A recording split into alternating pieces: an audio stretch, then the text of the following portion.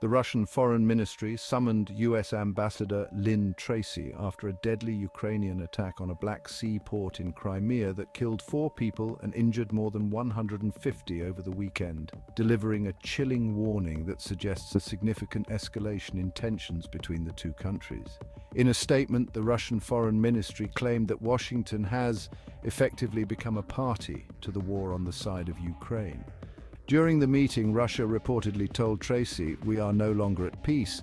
While not a direct declaration of war, it is certainly a cause for concern for the US." The stern warning followed a deadly Ukrainian missile strike on the port city of Sevastopol in Crimea.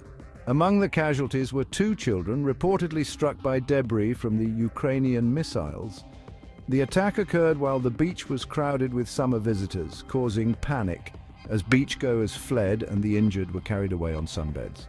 Russia alleges that the missiles were American-made ATACMS long-range guided missiles, implicating the US in their view.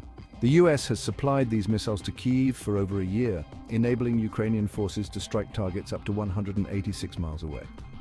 Although the US has instructed Ukraine not to use the weapons it supplies to strike Russian territory, Crimea is not recognized as Russian territory by most countries since its annexation from Ukraine in 2014. A White House National Security Council spokesperson told the BBC, "Ukraine makes its own targeting decisions and conducts its own military operations." Moscow threatens unspecified consequences for killing Russian children. Kremlin spokesperson Dmitry Peskov accused America of killing Russian children in a strike he called barbaric. He told reporters in Moscow that the involvement of the United States, the direct involvement as a result of which Russian civilians are killed, cannot be without consequences, adding ominously, "Time will tell what these will be." Russia has long maintained that nations supplying weapons to Ukraine are legitimate military targets.